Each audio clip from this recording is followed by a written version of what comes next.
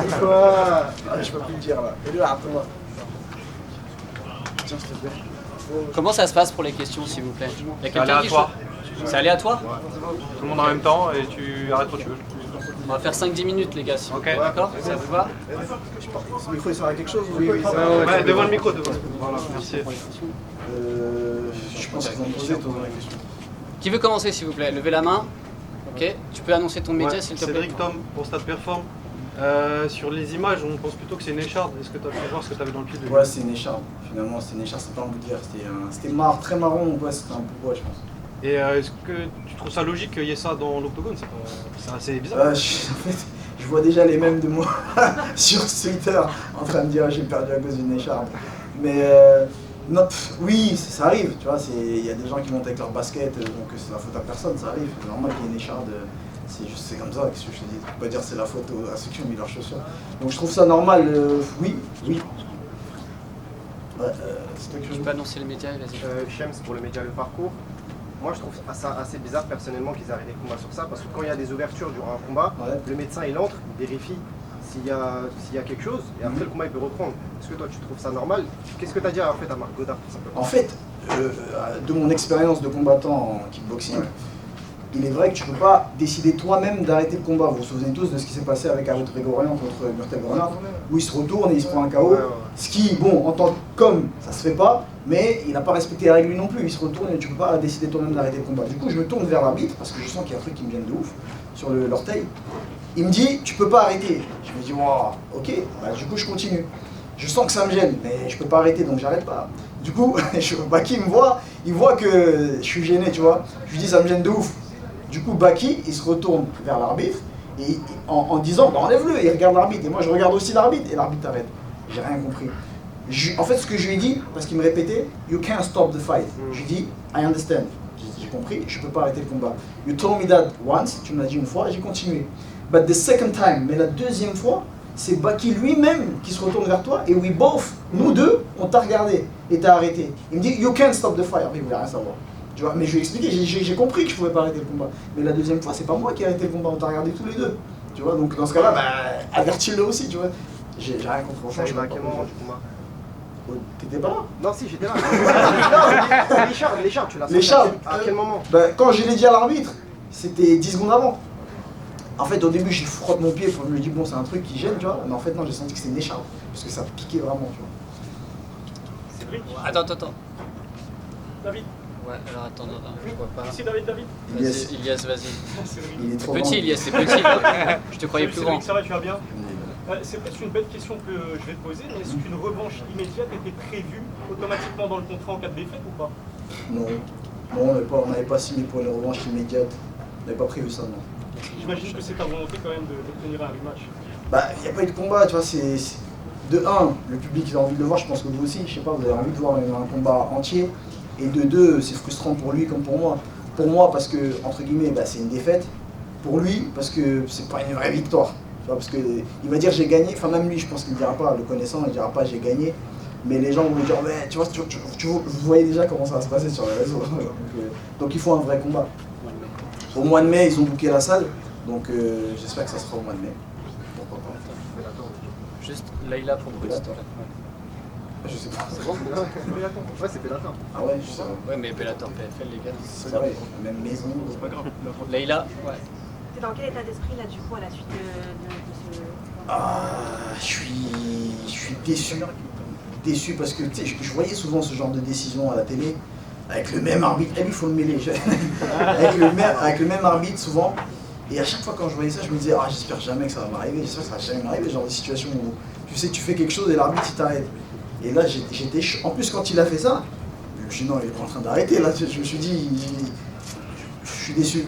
Je suis déçu parce que je voulais, premièrement, faire plaisir au public, deuxièmement, faire plaisir à ma famille qui était là. C'était mon rêve, Bercy. J'étais jaloux de l'UFC quand j'ai vu tous ces Français combattre à l'UFC. Je voulais que ce soit mon tour. Enfin, c'était moi, main event. Je voulais que ce soit ma soirée, notre soirée, qu'on kiffe tous ensemble, public français. Et là, que ça se termine comme ça, c'est décevant. Mais ça aurait pu être pire. Donc, Ouais, vas-y. mais bon, c'est de la boxe, donc tu peux pas dire ça. Chase, pour une même propagande, on a enfin vu ton sol pour la première fois Ah, dans je le voulais pas combat. montrer. Et on a vu des très bonnes choses. Ah, retour. au niveau du striking, on sentait que tu préparais ton KO, que tu étais plus proche de Baki. Qu'est-ce qui t'a manqué pour le finir dans le deuxième, voire le début? Alors, pour parler honnêtement, j'ai dit que j'allais le mettre KO au premier round, c'était une stratégie. Je savais que j'allais pas le mettre KO au premier round. Et je voulais pas le mettre KO au premier round. Pourquoi? La stratégie c'était la suivante, c'était pour qu'ils craignent le KO au premier round. Et pour que, en fait, une fois que le premier round passe, qu'ils se disent « Ah, c'est bon, en fait c'est bon, là je peux me libérer ». Et pour qu'ils s'ouvrent au deuxième ou au troisième round. Et là, le mettre KO, si ça passe, tu vois. Mais moi, dans la tête, ma stratégie c'était de faire 3 rounds. 3 rounds relâchés et le KO il viendrait tout seul. Maintenant, c'était quoi la deuxième partie de ta question? Qu'est-ce qui t'a manqué entre Ah, qu'est-ce qui m'a manqué? Non, il m'a rien manqué. Moi, franchement, je me voyais pas le mettre KO. Là, je te parle de l'état d'esprit dans lequel je suis maintenant, maintenant que j'ai passé deux rounds dans la cage avec lui. Je me vois pas le mettre KO dans l'état d'esprit où il est là parce qu'il se méfiait que du KO. Tu vois, il se méfiait que du KO, il tournait beaucoup, il voulait pas prendre de coups. Donc c'est très difficile, à l'instar du combat que j'ai fait avec Taito Shai. C'est hyper compliqué de mettre KO quelqu'un entre guillemets qui court, tu vois. Donc là, ma stratégie, après le premier round, je me suis dit, ah d'accord, j'ai compris son plan, dès que je balance une jambe, il m'emmène au sol. Moi, je craignais pas le sol avec lui, quand je lui ai dit, s'il m'emmène 100 fois, en vrai, je vais me lever 100 fois, tu vois. Et physiquement, je suis prêt, et comme vous l'avez vu, je voulais pas montrer mon sol, malheureusement, je l'ai montré. Et du coup, moi, je me voyais gagner là au troisième round, prendre le deuxième, et le troisième. Premier, c'était compliqué, parce que je pense qu'il a marqué pas mal de points avec ses amis au sol, et ça m'a surpris, oui et non. Égalité sur le premier? Premier, deuxième, vous êtes à égalité 19-19. Et ça allait jouer sur le troisième du coup? Ouais, c'est ça. D'accord, ok. Donc moi je me voyais gagner le troisième et je comptais plus du tout aller au sol au troisième parce que j'avais compris son timing, etc. Donc c'était ça ma stratégie, gagner au point au troisième. Encore 2-3 questions s'il vous plaît. On in English? Yep. One in English, yes. One in English. Cedric, he looked hurt in the end of the second round. How confident were you that you could knock him out in the third? Donc ce qu'il dit c'est que, I will explain in English after. Ce qu'il dit c'est qu'il avait l'air touché, entre guillemets amoché à la fin du deuxième. And what did you say? He looked hurt and then what? He looked hurt in the second. How confident are you that you would have finished him? Est-ce que j'étais confiant? Comment j'étais confiant pour le troisième round? I was very confident because I knew that his game plan were to settle the takedown by single leg or double leg, but with the timing. So in the beginning of the third round, I was like, okay, I will not knock him out, but I will win on point by winning this last round with a lot of pressure and only with boxing, no legs anymore, only with boxing damage, and I will win on point. Donc ce que je disais, c'est que voilà, c'est que en fait j'avais compris qu'à chaque jambe, il avait un bon timing pour saisir ma jambe et m'emmener au sol. Donc le deuxième round, j'ai vu que j'ai beaucoup plus touché en anglaise avec mes points. Et ma stratégie là, c'était je me disais, bah ok, je prends plus aucun takedown. Et le troisième, je le gagne au point avec que de l'anglaise. Et sachant que je suis plus rapide que lui et je frappe plus fort, j'allais mettre que de l'anglaise, tête, corps, body, head, body, body. That was the plan for the last round, but unfortunately. 2 dernières questions s'il vous plaît. Chef? Oui, vas-y, je t'en prie. Chef. Non, parce qu'on voit pas, putain. Cédric, Olivier pour Boxmag. Je voulais savoir, est-ce que tu es content de ta prestation quand même? Je suis content parce qu'en vrai, au fond de moi, je voulais montrer ma lutte. Mais au fond de moi, je voulais pas montrer pour que les gens continuent à spéculer. Je suis content de ma prestation parce que, même pour moi, tu vois, c'est vrai que je m'entraîne à la salle avec des lutteurs et des grappleurs d'un très très haut niveau. D'ailleurs, je tiens à remercier les coachs, Mehdi Othman, Nabil, DK, Boris Johnston, qui font un travail de malade mental. Donc merci à vous les frères. Et je voulais pas montrer ma lutte, mais finalement je suis content de ma prestation parce que je trouve que j'ai fait un bon combat. J'aurais pu faire mieux, parce que je suis meilleur que ça. Mais franchement, je sais pas quoi dire, tu vois, je comptais m'exprimer pour ce 3 rounds. Dans ma tête, je partais pour un 3 rounds, tu vois, je répétais à Ardonna quand je regardais, je disais 3 rounds, 3 rounds, 3 rounds. Parce que je sais que mon meilleur ennemi, c'est de chercher le KO. Et je voulais pas faire cette erreur avec lui, tu vois. Donc c'est pour ça que j'ai fait exprès de dire et de chanter que j'allais le mettre KO au premier round pour que ce soit ça dans sa tête. Et moi j'étais là 3 rounds, 3 rounds, 3 rounds, non-stop, 3 rounds, takedown, je me relève, 3 rounds, 3 rounds. Et je suis deg. T'as été surpris de sa vivacité? Il était vraiment très vif quand même. Qu'est-ce qui m'a surpris? Non, parce que j'ai vu dans ses yeux. Je savais qu'il avait un game plan, je savais que c'était le combat de sa vie, donc j'ai pas été surpris. C'est juste, à la première année au sol, je me suis dit, eh ben voilà, ça y est, tu l'as, vas-y maintenant exprime-toi.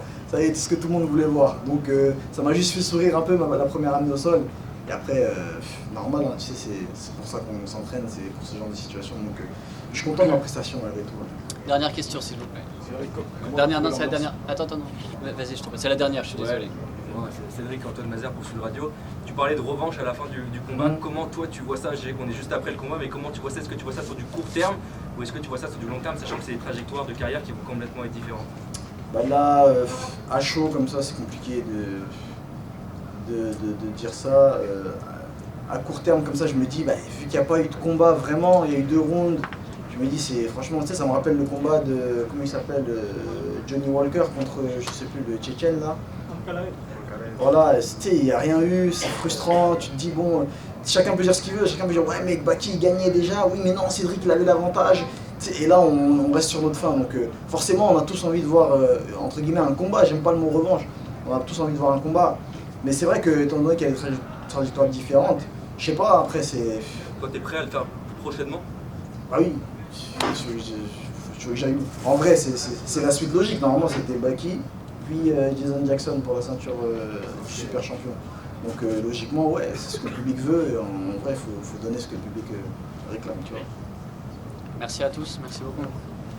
Merci. C'est bon, laissez passer s'il vous plaît. Par ici. Laissez passer s'il vous plaît, merci. S'il vous plaît, merci.